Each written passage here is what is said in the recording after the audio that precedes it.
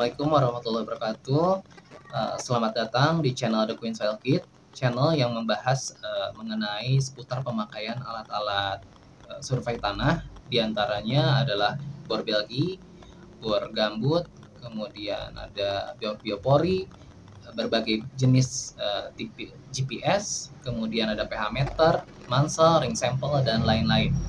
Oke, untuk saat ini tema yang akan dibahas adalah mengenai pemakaian GPS Garmin 64S. Ya, berikut merupakan tampilan GPS Garmin Handle 64S. Ya, di sini ada beberapa tombol, ada in, ada find, ada mark, quit, enter, menu, page out. Ya, 64S ini produksi tahun 2014 dan kemampuan dia tanpa memori eksternal itu bisa mencapai 10.000 waypoint. Nah, di sini ada beberapa konektor ya, koneksi untuk mengkoneksikan antar GPS dengan komputer. Ini ada kabel slot kabel USB ya. Apabila teman-teman sudah melakukan pendataan, teman-teman dapat memindahkan data tersebut dengan kabel USB ke komputer dengan software Basecamp Garmin ya. Nah, di sini juga ada cara membuka baterainya seperti ini. Di sini kebetulan kami menggunakan baterai alkalin ya. Dan kita tutup kembali. Nah, cara menyalakannya tinggal kita tekan tombol power berikut. Ya. Maka akan muncul tampilan sebagai berikut. Ya, kita tunggu. Ya, memang agak lama ya.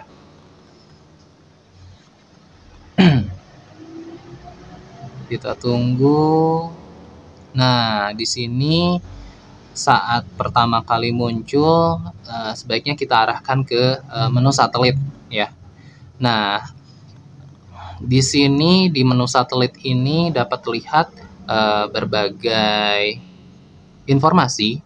Di antaranya yang pertama adalah south dan east ini merupakan dari lokasi kita ya, atau lokasi kita dalam bentuk degree ya. Kemudian di sini juga ada GPS plus GLONASS 37 meter, artinya keakuratan kita 37 meter dari atas satelit ya. Memang semakin mendekati ke arah 3 meter, keakuratannya itu semakin baik ya, karena itu semakin akurat. Kemudian di sini ketinggian saat ini 198 meter dari permukaan laut. Nah, kemudian di sini ada dua bar untuk penangkap signal ya, yang satu untuk GPS, yang satu lagi GLONASS. Kelebihan dari 64S ini dibandingkan dengan 62S, 60 CSX ataupun tipe seri 60 lainnya adalah tambahan satelit ini, ada tambahan satelit GLONASS. Jadi dia kemampuan menangkap signalnya lebih baik dibandingkan dengan tipe seri 60 lainnya. Ya, namun memang tergantung dari kondisi lapangan atau keadaan. Nah, kebetulan di saat ini berada di dalam gedung yang agak tertutup dan sehingga keakuratannya itu kurang ya. Nah, sebaiknya teman-teman saat melakukan marking entry point itu di angka kurang dari 10 meter ya. Di sini nih kurang dari 10 meter. Karena ya semakin mendekati 3 meter itu semakin baik ya. Itu prinsipnya. Nah, kemudian bagaimana cara marking atau menandai lokasi tersebut? Ya, teman-teman tinggal mengklik mark ya, di sini kita klik. Nah, di sini muncul berbagai informasi. Silahkan apabila teman-teman mau ganti warna bendera, itu bisa menjadi merah atau dan lainnya. Kemudian di sini sebagai nama markingnya misalnya The Queen, The spasi Queen.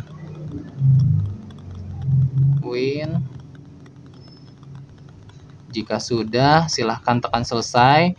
Kemudian di sini catatan tanggal dan jam saat ini di sini ada lokasi posisi kita secara degree ya. Kemudian ketinggian kita ada 203 meter dan kalau sudah tinggal tekan selesai dan tekan enter.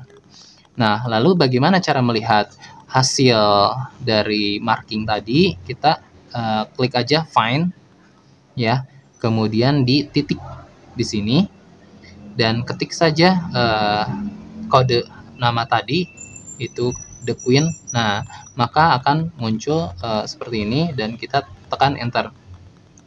Nah, kita tekan enter. Nah, posisi kita tuh sudah di tanda marking tersebut ya. Ini karena tadi ini yang biru ini adalah posisi kita. Kemudian yang merah ini, bendera merah ini adalah posisi yang tadi saat di marking. Kenapa? Padahal di posisi yang sama ini nggak di titik tersebut ya. Ini karena saat memarking atau menandai pada GPS ini keakuratannya itu di 38 meter dari satelit ya, sehingga akan tidak tepat ya. Tapi kalau teman-teman marking hingga 3 meter mungkin akan lebih dekat lagi ya. Nah, di sini kan teman-teman bisa melihat nih ada keterangan 5 meter dari satelit ya. Ini apabila kita zoom out lebih jauh lagi 8 meter, kemudian 12 meter dan seterusnya ya 20 meter. Jadi apabila kita mau melihat lebih dekat ya tekan zoom in ya, atau apabila melihat dari jarak jauh zoom out ya. Untuk saat ini pembahasan mengenai marking sampai di sini. Kemudian untuk pembahasan lainnya kita masuk ke cara untuk mengenai kita melihat informasi fitur-fitur apa saja yang berada di GPS Garmin 4S ini. Yang pertama, untuk lebih jelasnya kita bisa lihat di setup ya. Di setup ini ada berbagai informasi yang bisa teman-teman edit ya. Nah, ini sistem satelit nih, GPS plus GLONASS. Apabila teman-teman hanya mengaktifkan GPS saja, tidak GPS GLONASS, maka satelit yang tadi kita ganti page berikutnya ya. Jadi hanya akan muncul satu bar ya. Ini karena berada dalam gedung jadi signalnya kurang kuat ya. Nah, ini kalau teman-teman pilih yang tadi GPS saja, maka tampilan penangkapan satelitnya itu hanya ada satu ya. Maka dengan kelebihan 4S itu dia bisa mendapatkan 2 satelit dengan satelit GLONASS. Itu teman-teman akan seharusnya kecepatan menangkap signal akan lebih baik ya. Di sini kita ganti lagi ke GLONASS ya. Nah, teman-teman bisa lihat lagi perbedaannya. Nah, di sini ada 2 bar ya, bar penangkapan satelit ya. Yang satu GLONASS, yang satu GPS ya. Kemudian di setup lainnya di sini ada ini bahasa ya, bahasa teman-teman bisa ganti silahkan apabila bahasa Inggris seperti ini. Kemudian di tampilan ini ya teman-teman bisa cek sendiri ya. Di sini ada waktu terang layar, artinya kalau misalnya kita diamkan selama 30 detik dia akan mati otomatis, kurang lebih informasinya seperti itu. Nah, kemudian di sini Bluetooth ya. Nah, Bluetooth ini fungsinya untuk apa? Fungsinya untuk ketika ada GPS Garmin lain yang memiliki fungsi Bluetooth yang sama dan saat itu teman-teman dapat mengirimkan titik koordinat rekan kerja lainnya dengan menggunakan Bluetooth ini ya. Misalnya kita masuk ke koneksi, kita aktifkan ya, kemudian kita pairing ya. Nanti di sini harus menggunakan 2 GPS ya. Ketika keduanya koneksi aktif dan kita pairing GPS ini, maka akan terhubung dan di situ teman-teman dapat mengirimkan entry point maupun menerima entry point, kurang lebih seperti itu. Kemudian di peta ya, di peta ini kita lihat di sini ada menghadap utara ya. Kemudian di sini hanya informasi aja di dalam peta tersebut ada dashboard, ada 4 informasi kecil. Nih kita lihat contohnya ya. Di peta kita cari peta. Nah ini kan peta ya. Nah ini yang 4 yang tadi tuh ini keterangan informasi ya. Apabila mau diganti, masuk lagi ke menu setup dan di peta. Nah apabila mau dihilangkan atau mau ada informasi lainnya, kita ganti ya ke dashboard. Misalnya ke otomotif. Kita lihat di peta. Nah, di sini akan disesuaikan dengan tema ya. Atau jika memang menghalangi ya, teman-teman bisa hilangkan saja di peta ini menjadi tidak ada ya. Maka tampilannya akan seperti ini. Jadi hanya peta saja ya. Kemudian di jejak. Jejak ini teman-teman apabila ingin saat menyalakan kemudian pengen otomatis ya bahwa dalam perjalanan teman-teman itu terekam, nah maka silahkan disetting di rekam tampil di peta ya. Ada juga rekam tidak tampil di peta, artinya direkam namun tidak tampil di peta dan tidak merekam ya. Kemudian ini warna lainnya, garisnya kita misalnya rubah ke merah, maka tampilannya pada peta akan seperti ini. Nah, berubah jadi warna merah, sebelumnya kan warna hijau toska ya. Nah, informasi lainnya di sini yang penting sepertinya kurang lebih itu ya di setup ini. Kemudian di menu lainnya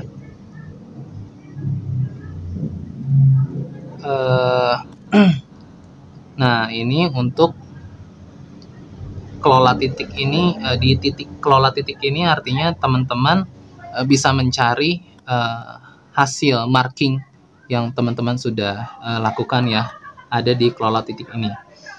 Kemudian nah kita lanjut ke setup lagi. Nah di sini ada satuan ya, satuan teman-teman tergantung disesuaikan. Kalau saya biasanya menggunakan meter ya, semuanya dijadikan meter per detik bisa. Nah kedalaman saya biasa menggunakan meter ya, disesuaikan saja. Kemudian format position di sini saya kebetulan pakai degree. Biasanya yang umum digunakan jika tidak degree itu UTM.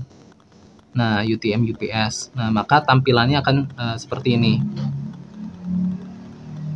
Nah, di sini kan berubah nih jadi UTM. Tadi sebelumnya degree ya, yang 106 derajat lintang selatan dan lintang utara, seperti itu kurang lebih ya. Kita rubah lagi ke setup dan format posisi kita rubah ke degree. HDMS. Oke. Kemudian informasi lainnya